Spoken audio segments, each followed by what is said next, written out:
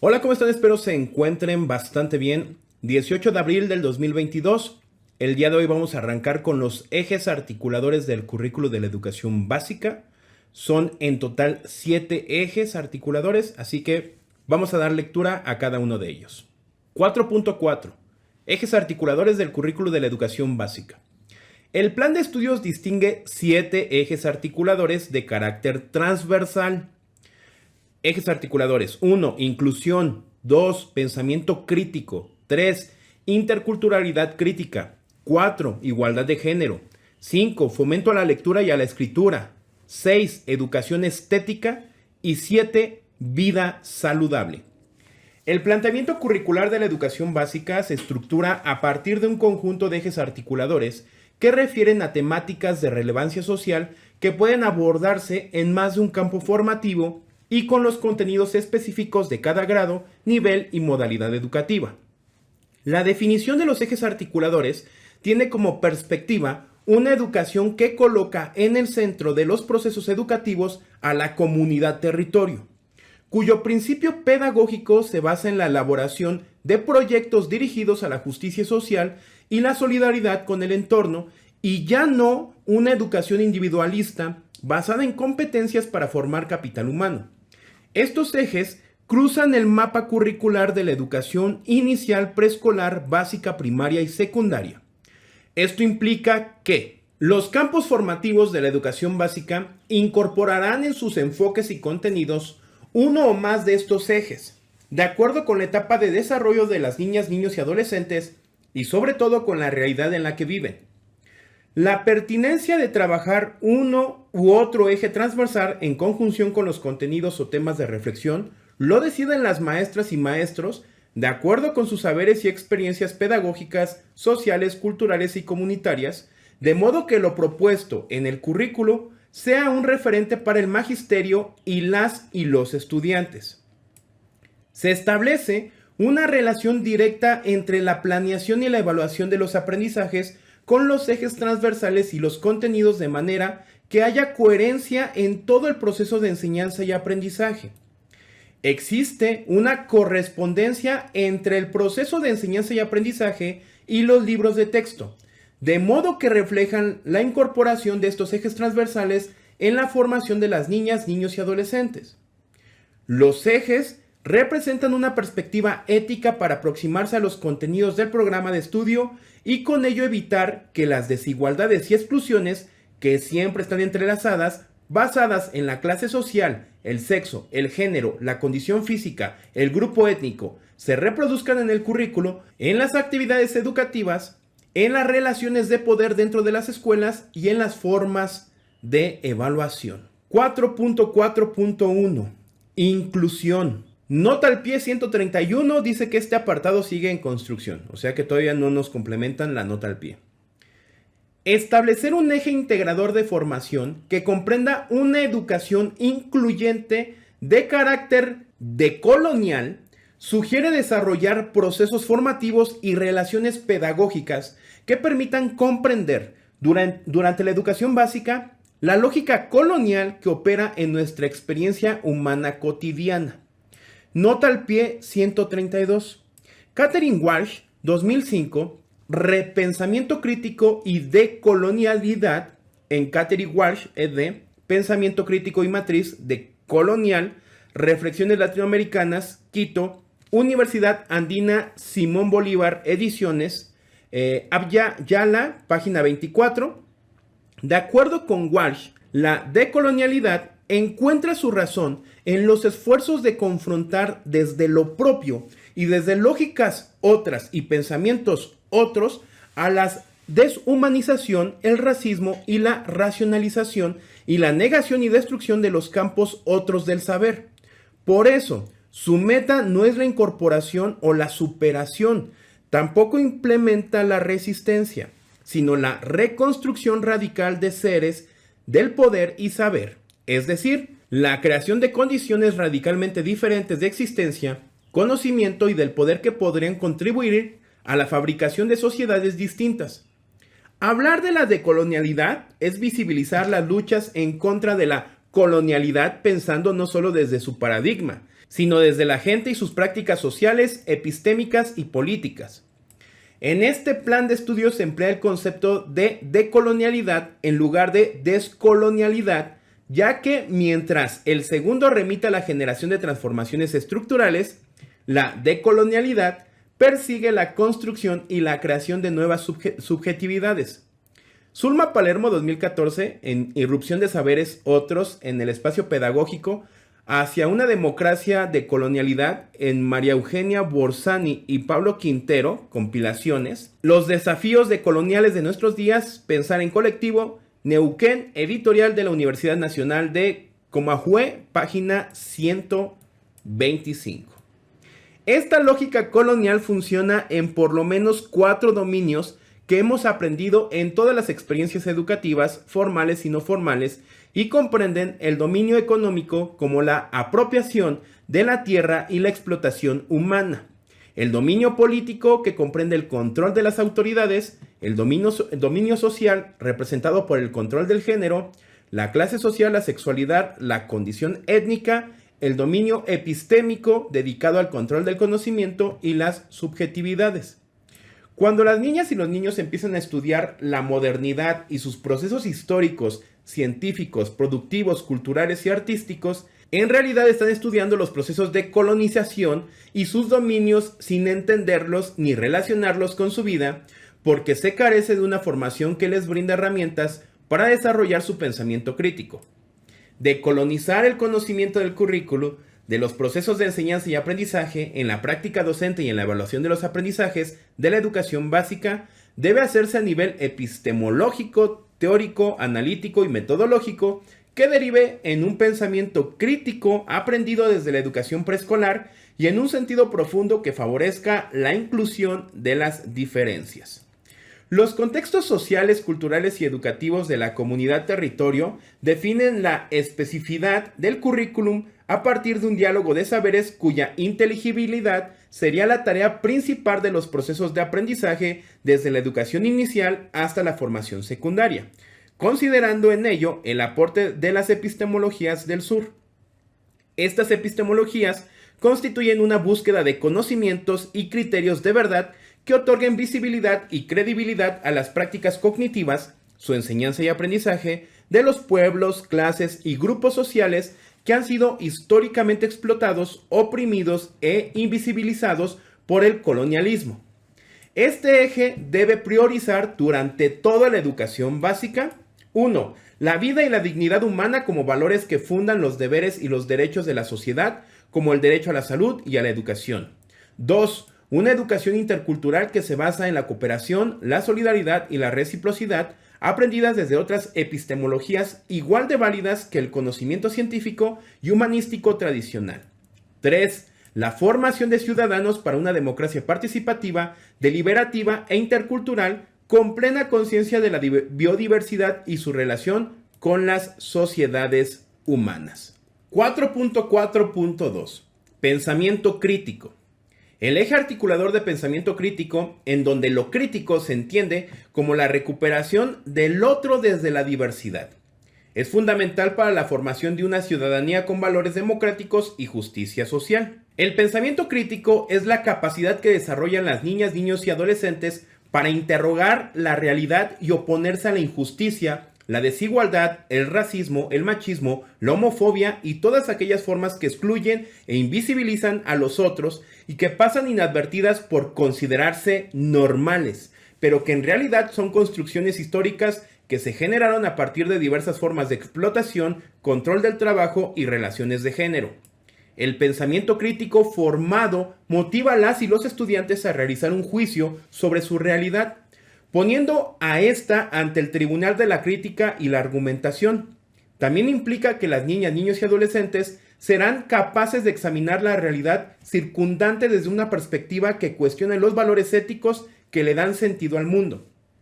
La educación, desde la perspectiva del pensamiento crítico, implica un proceso amplio de formación dirigida a la justicia social, en donde los saberes y conocimientos de las y los estudiantes son movilizados para plantear preguntas, elaborar proyectos y desarrollar una conciencia crítica de cómo las dimensiones interdependientes de la vida de las personas responden a fenómenos históricos y estructurales que les impactan directa o indirectamente en su vida familiar, escolar y comunitaria. Una primera tarea del pensamiento crítico es propiciar en las y los estudiantes de la educación básica un desarrollo gradual de capacidades para entender y analizar la complejidad de su mundo inmediato, de las personas y sus experiencias, como acciones que actúan de manera conjunta e influyente entre sí, sobre todo para que construyan críticamente diferentes lecturas de su realidad inmediata, en la que con frecuencia aparecen ejercicios de poder que generan exclusiones cruzadas que se anudan en la forma de pobreza, en la explotación del medio ambiente y en distintas formas de violencia, especialmente hacia las mujeres. El pensamiento crítico también es necesario para valorar el conocimiento, buscarlo y amarlo, no por los beneficios que se pueden obtener a cambio de él, sino por lo que aporta para dar sentido a la vida propia y a la comunidad, especialmente para mejorarlas y enriquecerlas. Abordar los contenidos de los distintos campos formativos desde diferentes perspectivas de la realidad implica para los docentes propiciar lecturas de la realidad histórica, el desarrollo de los métodos de las ciencias o el uso oral y escrito de la lengua como formas de pensamiento, a través de métodos de análisis crítico cada vez más rigurosos en los que se consideren las distintas perspectivas de género, clase, sexualidad, capacidad, etnia, inmigración o colonialidad para entender un fenómeno o concepto o actividad en su complejidad y logren a su vez establecer conexiones entre los saberes y conocimientos aprendidos y realidad concreta de las y los estudiantes. El desarrollo gradual del pensamiento crítico se expresa a través del dominio de un conjunto de capacidades, como son: número 1. Construcción de un pensamiento propio que permita justificar, fundamentar y emitir juicios sobre un tema escolar o un aspecto de la realidad. 2. El empleo de lenguajes considerando los contextos y situaciones específicas. 3. El uso de razones para emitir opiniones escritas, orales o de cualquier otro tipo a partir de reglas, teorías, tradiciones, ideales, principios, costumbres. 4. Desarrollo de razonamientos fundamentados de manera lógica, coherente y clara. 5. Sensibilidad a las condiciones y circunstancias específicas del contexto para desarrollar proyectos, ensayos o hipótesis. 6. Desarrollo de la curiosidad para elaborar hipótesis y establecer vínculos. En estas condiciones, las niñas, niños y adolescentes aprenden a interrogar, explicar y prever hechos cotidianos en la escuela y la comunidad, razonamiento deductivo e inductivo, a distinguir causas y efectos de diversos fenómenos, así como a formular y explicar problemas con distinto grado de complejidad. 7. Capacidad de búsqueda, selección, organización y presentación de distintos tipos de información que le facilitará a las y los estudiantes relacionar conceptos, establecer principios y criterios y formular argumentos y explicaciones tanto para asuntos académicos como de su vida cotidiana. 8. Disposición para valorar críticamente las ideas, creencias y valores propios y reconocer el valor de los puntos de vista de los demás. 9. Reconocer la necesidad de comprender la realidad del otro como principio ético de una relación en su diversidad. 10. Comparar situaciones análogas para transferir lo aprendido a otros contextos. Y 11. Leer de manera crítica, analizar y aclarar textos profundizando en sus múltiples interpretaciones. 4.4.3. Interculturalidad crítica. Este eje articulador parte de la definición de que las culturas son matrices dinámicas y complejas de producción, de imaginación, de creencia, de comprensión, de interpretación y de acción que las personas y los grupos construyen e interiorizan para dar sentido y razón a su vida, a su comunidad y a los contextos geográficos y sociales en que habitan. Las culturas generan tipos específicos de subjetividad, formas originales de ser humano, que a su vez producen, crean y recrean esas mismas culturas. Por lo tanto, la interculturalidad se refiere a sujetos, comunidades e identidades lingüísticas, culturales, sociales y territoriales en su diversidad que interactúan, dialogan, se interpelan y producen entre sí diferentes aprendizajes en un marco de relaciones asimétricas por motivos de clase, etnia, sexo, género, edad o capacidad en la que el Estado se erige como el responsable social, político y jurídico que garantiza la igualdad de derechos y favorece la creación de espacios para diversas epistemologías y el diálogo de saberes. En el plan de estudios de la educación básica, el eje articulador de la interculturalidad crítica reconoce que las relaciones de género, etnia, clase, sexo, territorio, cultura, lengua, capacidad que se presentan en los espacios escolares se expresan en relación de poder que se entrelazan y determinan de manera desigualdad y asimétrica a favor de unas niñas, niños, adolescentes, maestras y maestros y en detrimento de otras y otros. La interculturalidad crítica se diferencia del enfoque multicultural que ha prevalecido en la educación básica oficial durante décadas, desde la propuesta de Gonzalo Aguirre Beltrán sobre las regiones interculturales de México, pasando por las propuestas de educación intercultural bilingüe hasta la interculturalidad para todas y todos, que tiene un enfoque cercano a la interculturalidad funcional. El multiculturalismo surgió como respuesta a la emergencia política y social de los grupos considerados minoritarios en las sociedades modernas que reclaman reconocimiento a su identidad en su diferencia. Nota al pie 142, Ibit, página 97. Ramírez señala que la interculturalidad funcional se refiere al reconocimiento de todos los rasgos culturales presentes en una sociedad. Se trata de una postura en la que se fomenta la integración de las expresiones lingüísticas, los valores, conocimientos y saberes dentro de un marco común de acción. De esta manera, las políticas, los lineamientos institucionales y los programas de atención tienen principios de no discriminación, así como el objetivo de garantizar el acceso de todas las personas a los servicios que favorecen su desarrollo. Es una visión igualitarista en la que se plantea que todos los sujetos tienen el derecho de desenvolverse en la sociedad a partir de sus condiciones individuales. Así surge una política educativa que se caracteriza por el reconocimiento y respeto de todas las culturas, el derecho a una ciudadanía diferenciada y a la igualdad de oportunidades en un marco de coexistencia sin interrelación y convivencia. El multiculturalismo es un racismo que mantiene las diferencias desde una distancia sentada en el privilegio de su posición universal. La escuela es la que se adjudica el derecho a reconocer a las niñas, niños y adolescentes de otras culturas para mantener la coexistencia de distintos modos de vida cultural que exige la globalización.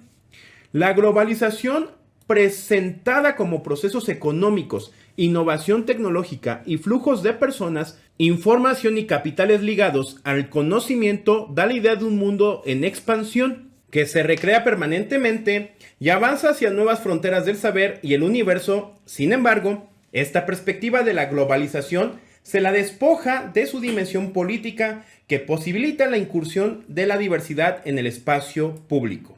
Es decir, se apela al reconocimiento de las diferencias, pero no se incluyen sus saberes en los programas de estudio y en los modelos educativos, de forma que las ciencias, las matemáticas, la lengua, la historia y la química sean reflexionadas desde las perspectivas de los pueblos indígenas y afrodescendientes, las colectividades de género y sexo, para mantener la distancia metodológica y epistémica en el currículo, la enseñanza, el aprendizaje y la vida escolar en su conjunto. En el mejor de los casos, se conceden espacios en el mapa curricular para las lenguas originarias o licencias para la elaboración de materiales didácticos regionales.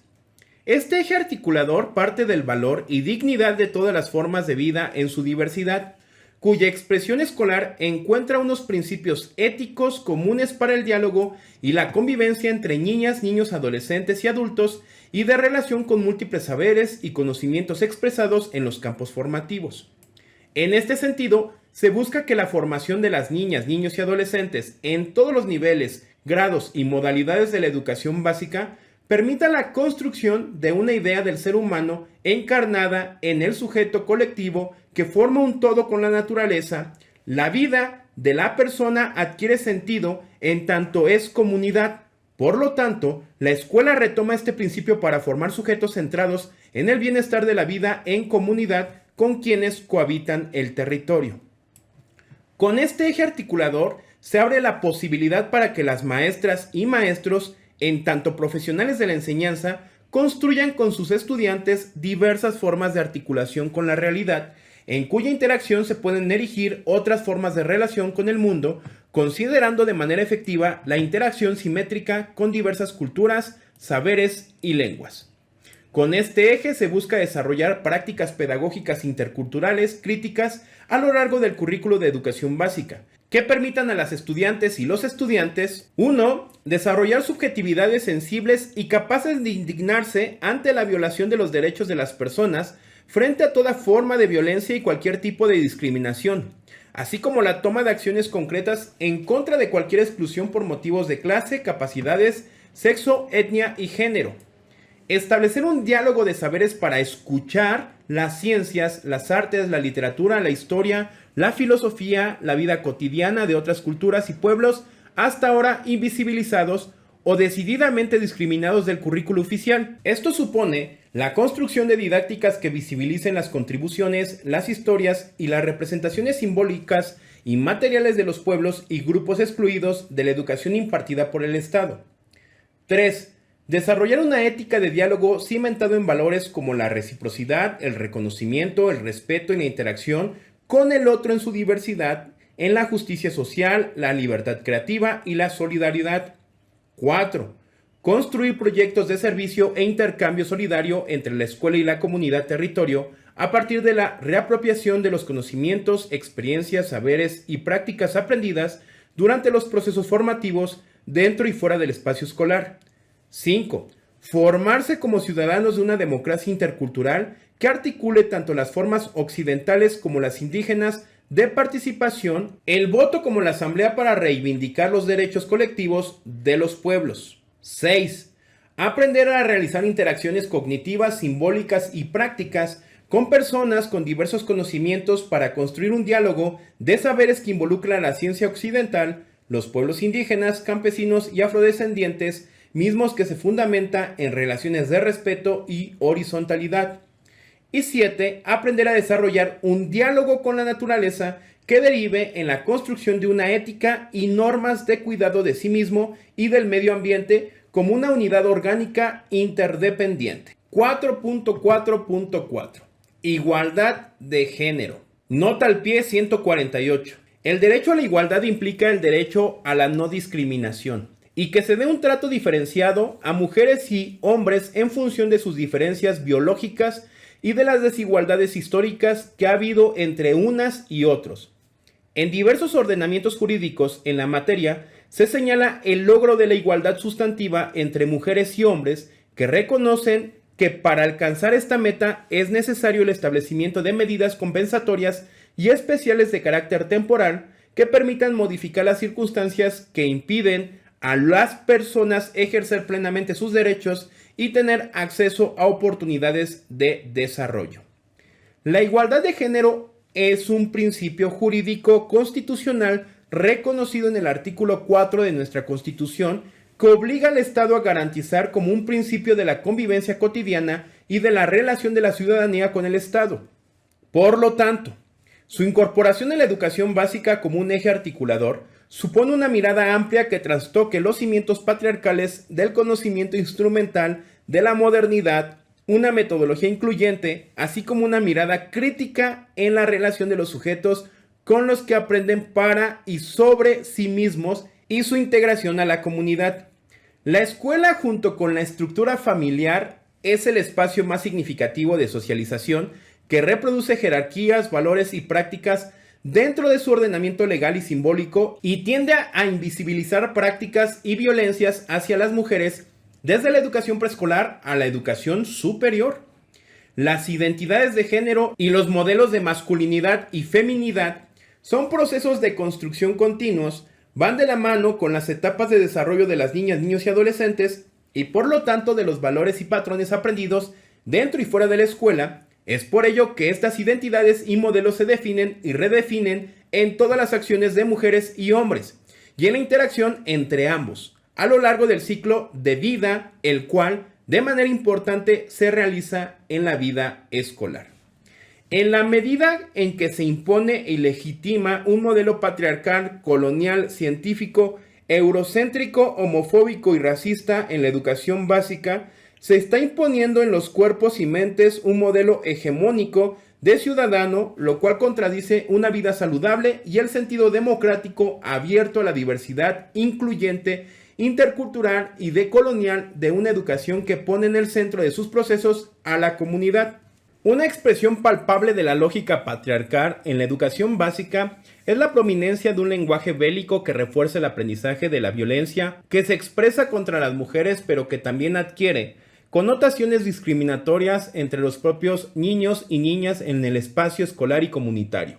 Además, la sobrevalorización de calidades convencionalmente atribuidas a los hombres, como la excesiva racionalidad analítica, previsibilidad instrumental, dominio del poder jerárquico y competencia, se ha adaptado al terreno de la educación a través de un lenguaje calculador e industrial, en donde abundan expresiones como control de calidad, pruebas estandarizadas, reglamentación y docilidad del estudiante y competencias.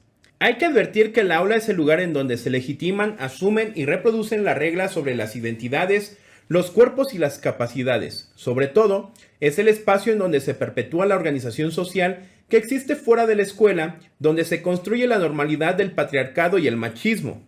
Sin embargo, es en la escuela, en las primeras etapas de desarrollo, en donde se normalizan los mandatos de género y sexualidad.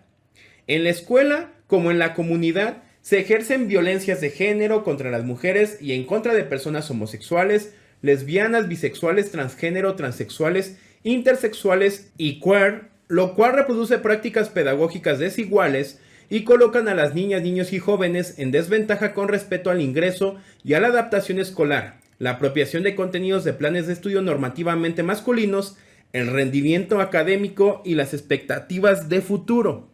Es importante destacar que estas prácticas afectan también a los niños, adolescentes y hombres que ven limitado su desarrollo integral por la imposición de estos mandatos de género.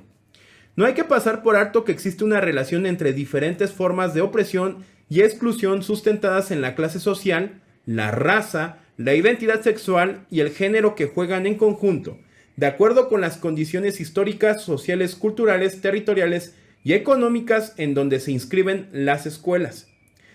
Es desde este perfil predominante patriarcal desde donde se establecen valores para la educación en todos sus niveles, para el salón de clases y los espacios educativos no formales, territorializando las formas de relación patriarcales y machistas, en donde se establecen normas sexuales y de género que determinan quiénes van a ser reconocibles y legibles para los demás y quiénes no. De ahí la importancia de establecer un eje articulador de igualdad de género que visibilice los intereses, necesidades y prioridades de las niñas de la misma manera que son considerados los de los niños, a partir de la diversidad de los grupos de mujeres y hombres en la sociedad.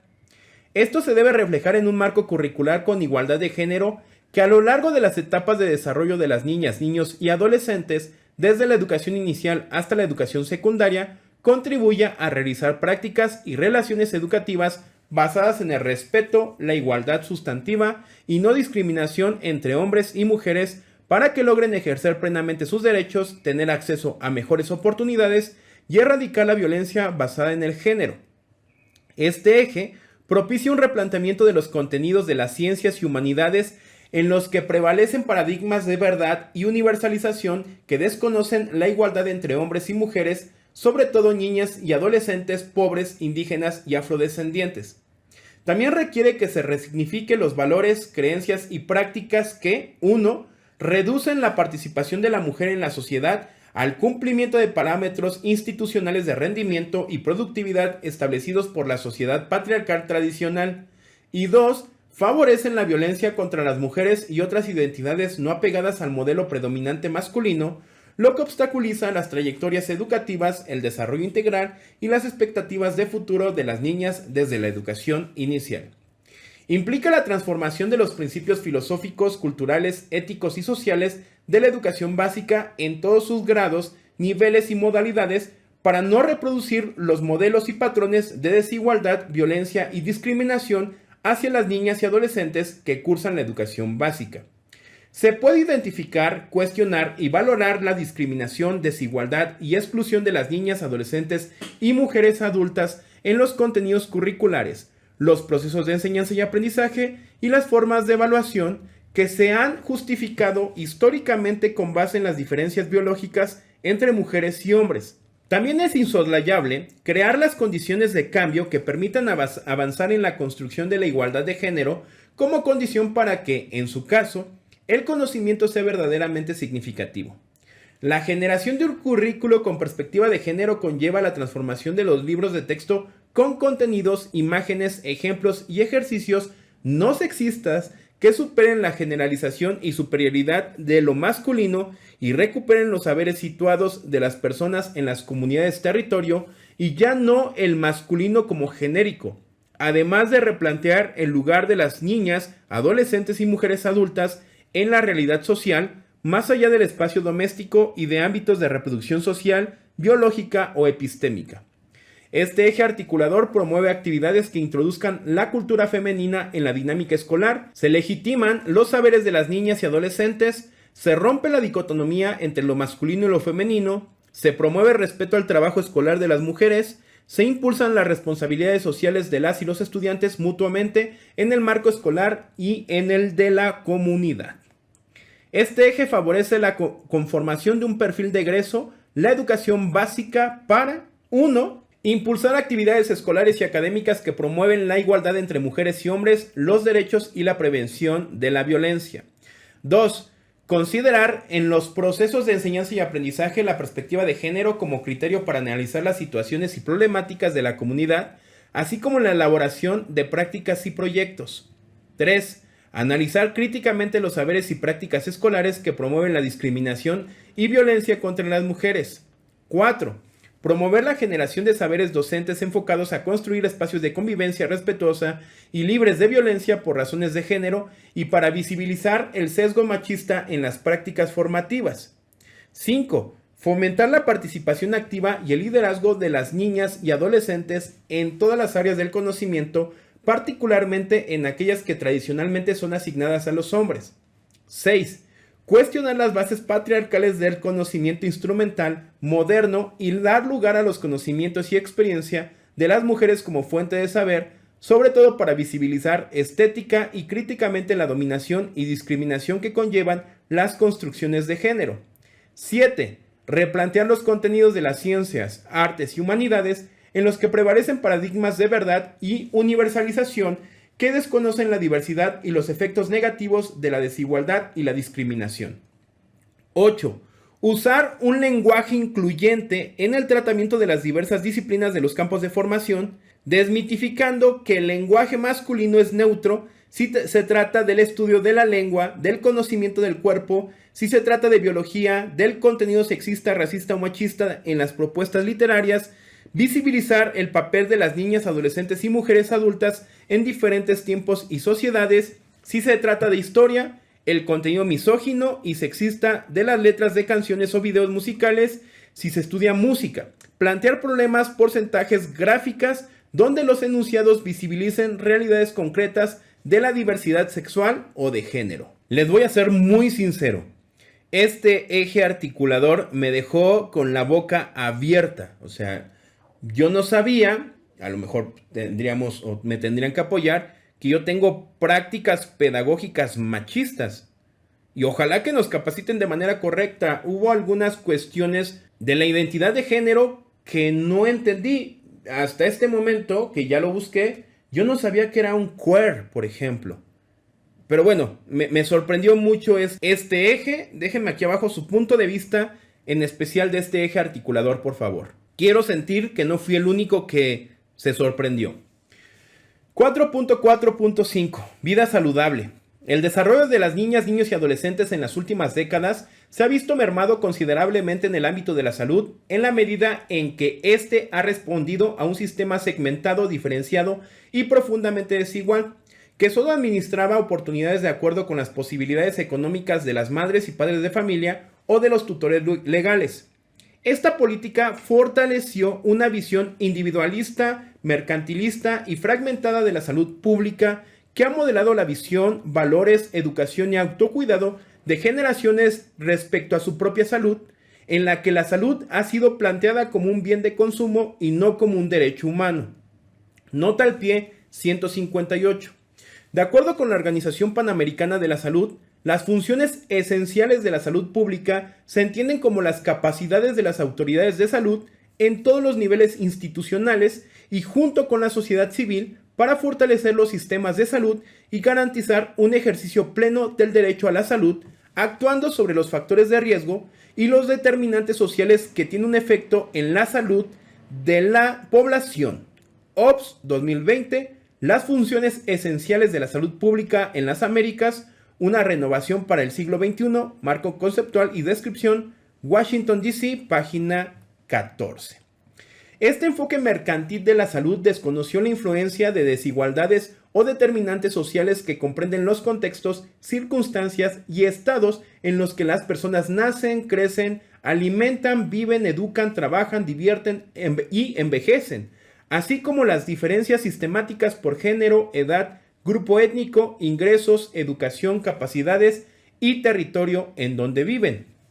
Lo anterior implica dejar la idea de salud mercantil basada en la prevención y atención de enfermedades y cambiar hacia un proceso de salud, enfermedad, cuidado, atención, que corresponda a los diferentes momentos del ciclo de vida de cada sujeto en contextos concretos, en donde estén presentes de manera solidaria los miembros de la comunidad.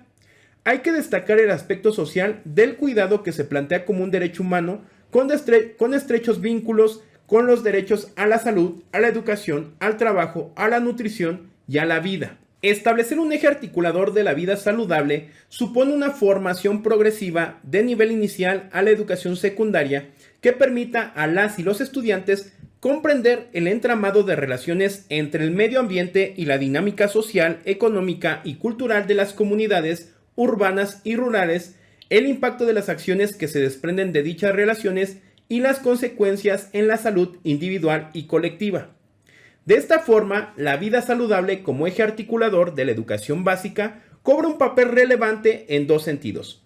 Por una parte, coadyuvando el aprendizaje de formas saludables de cuidado del cuerpo. Por otra parte, propiciando formas de relación simbiótica entre la vida comunitaria del ser humano y el entorno natural en el que habita. Aunado al anterior, la vida saludable no puede ser entendida al margen del buen vivir en comunidad. Una educación que oriente a las niñas, los niños y los jóvenes a responsabilizarse por los otros, por las otras, por su comunidad, que no busque en la autorrealización individual su máxima aspiración, sino en su capacidad para tratar éticamente al resto de sus miembros de la comunidad, para solidarizarse y responsabilizarse con sus carencias y necesidades y buscar en su seno la realización como sujeto social, político, económico, cultural, es lo que permitirá fomentar y profundizar prácticas y pensamientos orientados a la vida saludable en comunidad.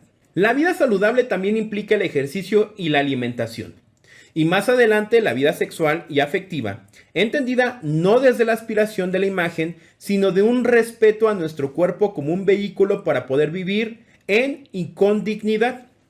Este eje conlleva la necesidad de comprender que lo que hagamos con el medio ambiente puede afectar la salud humana a través de la toxicidad de ciertas sustancias químicas o minerales que se introducen en el cuerpo a través del agua, los alimentos, el aire que respiramos o la exposición a ciertas radiaciones. Por ejemplo, a través de los teléfonos celulares, se calcula que las industrias han introducido en la vida cotidiana de las poblaciones unas 80,000 sustancias químicas, en las que entre 4,000 y 5,000 son sospechosas de ser tóxicas. En el caso de los alimentos, el 45% que se consumen contienen residuos tóxicos, sobre todo pesticidas.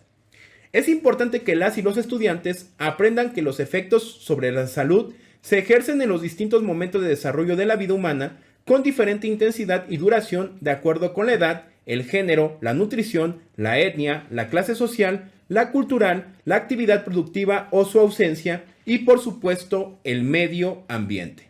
El eje de vida saludable impulsa una formación que hace visible desde la niñez la importancia de los procesos de salud, enfermedad, cuidado, atención en las mujeres, debido a que se prevalece una visión patriarcal de la salud y la ciencia, en donde la prevención, diagnóstico y tratamiento de enfermedades son confundidos o minimizados o mal diagnosticados en el caso de las mujeres. Igual de importante es visibilizar las desigualdades existentes entre las mismas mujeres, por la edad, la clase social, el territorio, las culturas, la educación disponible, su condición migrante o por alguna discapacidad.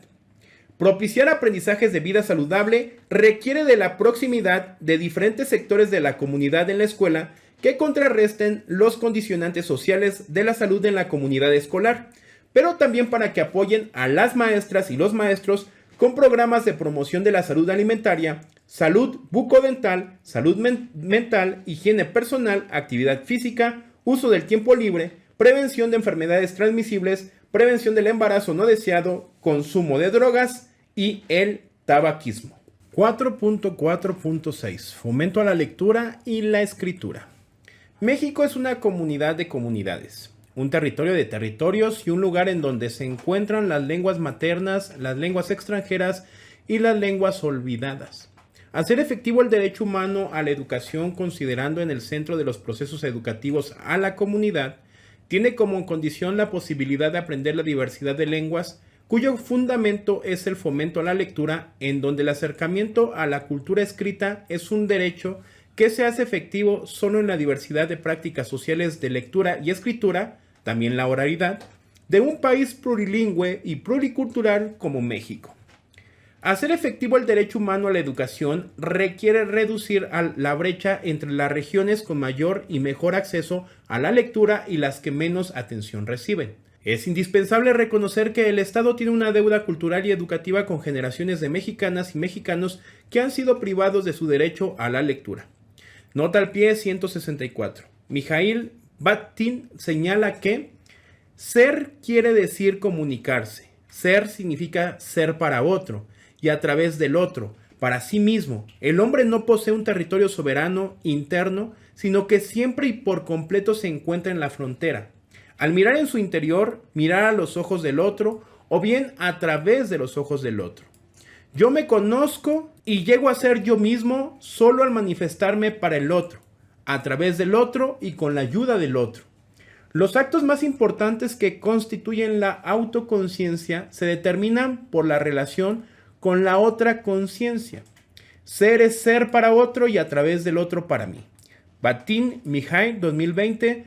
Yo también soy. Fragmentos sobre el otro. México, Editorial Taurus, páginas 162 y 163.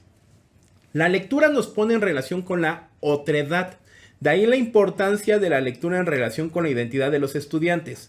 Leer no solo implica decodificar signos lingüísticos, sino reconocerse en las palabras de otros y construirse por medio de una comunicación dialógica que atraviesa la historia de la humanidad, teniendo su origen en las primeras palabras expresadas por nuestros antepasados primigenios. El fomento de la lectura abre la posibilidad de las niñas, niños y adolescentes de reencontrarse con el otro en su diversidad, expresada en 68 agrupaciones lingüísticas que integran 364 variaciones en todo el territorio nacional. Reconocer y revitalizar la preservación, desarrollo y uso de las lenguas maternas nacionales en todos los ámbitos de la vida, para que las personas que hablan una lengua materna, que no es el castellano, se comuniquen sin restricciones en el ámbito público o privado, de forma oral o escrita y en todo tipo de actividades como algo cotidiano dentro de nuestras instituciones y en la acción pública en general. La lectura y la escritura son prácticas que se ejercen en la contradicción e implica hacer de la escuela una comunidad de lectores que se acerque a los textos para comprender algo de su mundo cotidiano, para conocer otros modos de vida, para descubrir otras formas de utilizar el lenguaje y darles nuevos sentidos o defender su propio pensamiento a través de la producción de textos. La lectura es una acción emancipadora donde, como en los juegos infantiles de las niñas y los niños en libertad, las reglas de ellas se generan no por un mediador que somete al texto y al lector a un camino seguro, guiado con un propósito funcionalista, sino en una acción comunitaria con base en una reflexión de los antecedentes de cada uno de los involucrados que en comunidad concretan los temas relevantes que deben ser desarrollados, generando una reflexión que tiene como meta la transformación de la realidad. En la educación inicial, la lectura fomenta la imaginación, fortalece la psicomotricidad, el desarrollo del lenguaje y la comunicación emocional.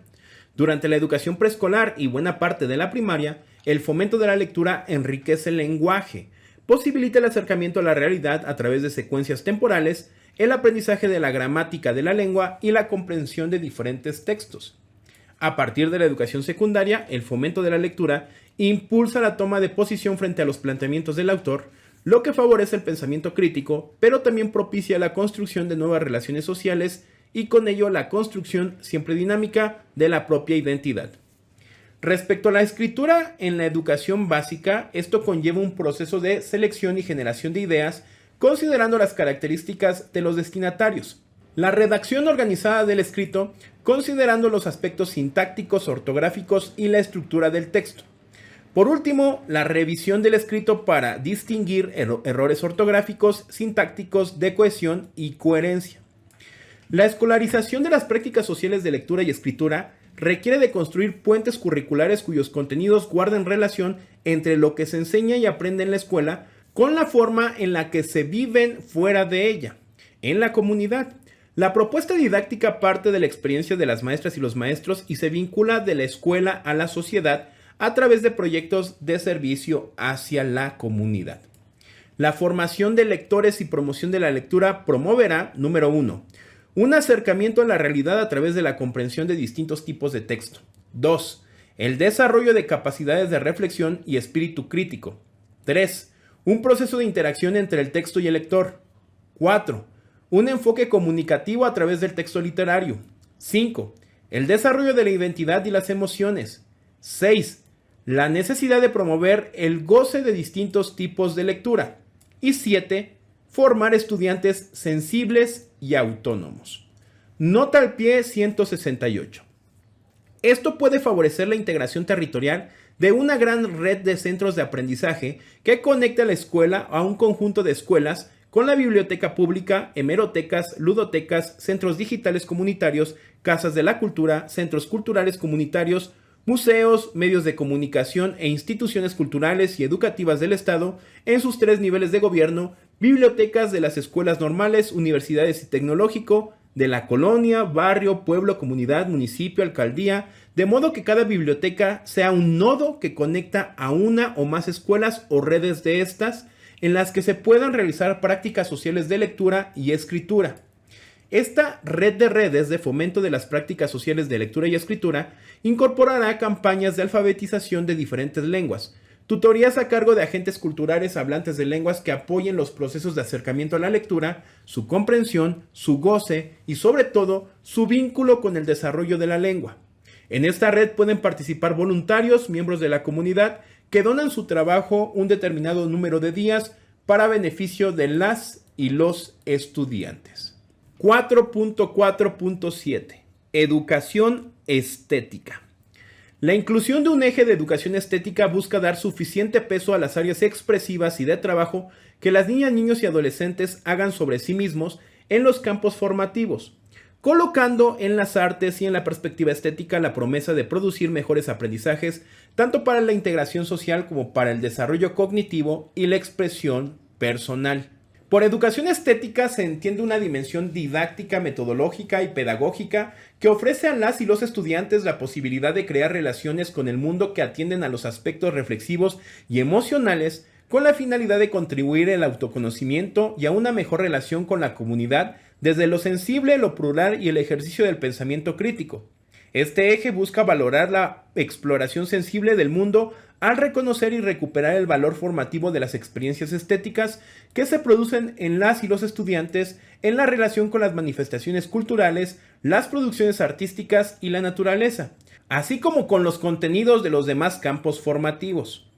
Cuando hablamos de educación estética, no proponemos el estudio de la disciplina filosófica que así se denomina, sino el acercamiento a un conjunto de procesos que se pueden poner en juego en la relación con diversos objetos y sucesos.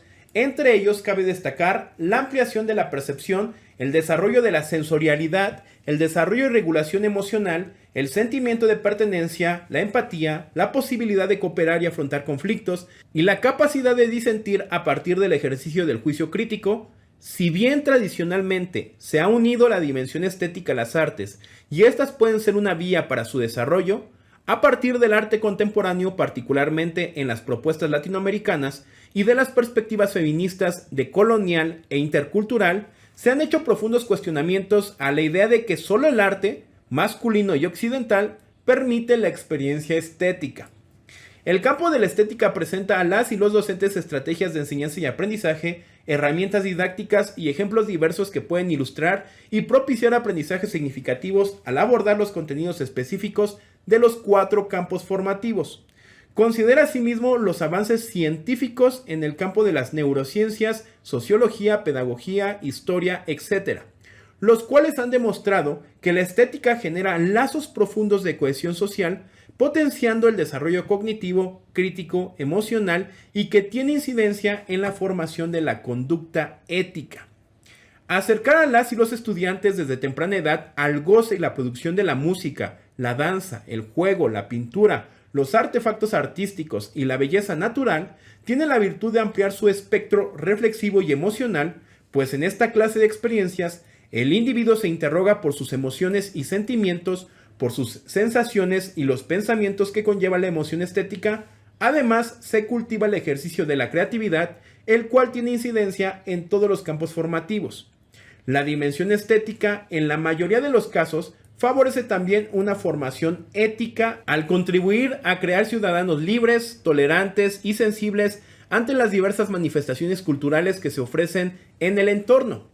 La experiencia estética, de acuerdo con Rodolfo Werner, es un modo de encuentro con el mundo. Las personas, objetos, fenómenos y situaciones, ya sean naturales o creados por los seres humanos, que produce en quien lo experimenta un placer, un conjunto de emociones y un tipo de conocimiento sensible, es decir, de tipo sensorial, que contribuye al desarrollo corporal, cognitivo, afectivo y sociocultural. El eje de educación estética en este plan de estudio: 1. Favorece un clima de respeto y cordialidad en todos los campos formativos en el que sea posible para todos y todas la expresión de las ideas, las emociones y los juicios sin temor a represalias o exclusiones. 2. Crea un ambiente estético en las escuelas a partir de las manifestaciones culturales propias de sus comunidades en cuya producción todos y todas pueden participar. 3. Permite aprovechar los materiales y recursos de las artes para promover experiencias estéticas dentro de todos los campos formativos a partir de los momentos creativo y apreciativo. Puede considerarse, entre otros, el movimiento, el sonido, la expresión corporal y verbal, la composición escrita de poemas y relatos, la experimentación con el color y el uso de las formas, la producción de instalaciones, videos, performance o el uso de objetos cotidianos de modos no cotidianos. 4. Fomenta momentos de producción individual y colectiva y momentos de apreciación de las producciones en todos los campos formativos y encontrar modos de articulación de estos momentos y modos de producción. 5. Da tiempo a los procesos, hacer pausas, permitir que las y los estudiantes permanezcan con atención en lo que están haciendo, generar momentos para compartir las experiencias, procesar las emociones y reflexionar individualmente y en colectivo. 6. Permitir diseñar secuencias de actividades en todos los campos formativos en las que los estudiantes pueden apreciar los detalles, los ritmos, el equilibrio, los contrastes, las distintas relaciones entre los elementos, entre otros. 7. Favorece que las y los estudiantes tengan momentos de encuentros gozosos, lúdicos y sorprendentes con todos los contenidos escolares, que experimenten la alegría de producir en conjunto, que tengan el gozo de cooperar en proyectos colectivos con sentido, multi e interdisciplinarios, que puedan ser críticos de las producciones propias y ajenas, así como recibir la crítica, que sientan la satisfacción de proponer y ver plasmadas sus ideas, que puedan volcar su atención plenamente con un proceso, etc. 8. Utilizar los recursos y materiales de diversas manifestaciones artísticas para explorar, representar y mostrar los contenidos de todos los campos formativos. 9. Indagar sobre las posibilidades de encontrar rutas alternas para llegar a resultados similares y sobre la posibilidad de que resultados diversos tengan validez. 10. Enriquecer las visiones y experiencias de los estudiantes con la sabiduría ancestral, el patrimonio y la grandeza cultural de México como elemento esencial dentro de la educación básica. 11. Ampliar la percepción y el juicio crítico de los niños, niñas y jóvenes a partir de ponerlos en contacto con las producciones de la ciencia y las humanidades y con las manifestaciones culturales y artísticas tanto de su entorno como de otros lugares y épocas. Para ello es de vital importancia el vínculo de la escuela con la propia comunidad y sus agentes, y con las manifestaciones culturales propias. Asimismo, pueden usarse los medios electrónicos y otros para traer a su experiencia otras manifestaciones. Nota al pie 173. De acuerdo con Guilford, una persona creativa está dotada de iniciativa, plena de recursos y de confianza, lista para enfrentar problemas personales, interpersonales o de cualquier otro índole. La creatividad, para este autor, es la clave de la educación en su sentido más amplio. Guilford J.P. et al., compilador Strom R.D. 1983, Creatividad y Educación, España, edición Paidós. Bien, pues hasta aquí la información de los ejes articuladores de la educación básica. La verdad, vienen pesaditos, o sea, no son ejes tan sencillos porque engloban varios elementos importantes y de los cuales nosotros como docentes no hemos sido capacitados. Siempre se ha hablado, por ejemplo, inclusión, ¿no? Que quitemos las escuelas de educación especial y que brinquemos de una educación especial a una educación inclusiva. Sin embargo, de pronto el mismo docente llega a ser una barrera de aprendizaje, pero no porque el docente quiera, sino porque no tiene los elementos suficientes para poder apoyar a todos los chicos y poder incluir y darle todo el tiempo que se necesita a cada uno de los estudiantes. Repito, hay varios temas que debemos de profundizar. Ojalá, en verdad, la capacitación sea completa. Y si este año no se lleva a cabo la implementación total del nuevo modelo educativo, pues que empecemos con la capacitación presencial de cada uno de los documentos y cómo trabajar los ejes articuladores. ¿Cómo ven? Pues hasta aquí la información y la lectura del día de hoy. Les agradezco por haber visto el video. Los veo el día de mañana. Y si no los vuelvo a ver, buenos días, buenas tardes, buenas noches y buenas madrugadas. No se les olvide dejar su pulgar arriba y compartir la información. Bye. Muchas gracias por haber visto este video. Recuerda que puedes suscribirte al canal y activar la campanita para que te lleguen todas las notificaciones. Nada más ve a la campana y ponle todas. Que no se te olvide darle like al video, compartir y dejar algún comentario. Asimismo, te invito a mis otros dos canales, que es Mate Vlogs y James Vlogs. Y te dejo con las recomendaciones de estos videos. Cuídate mucho. Bye.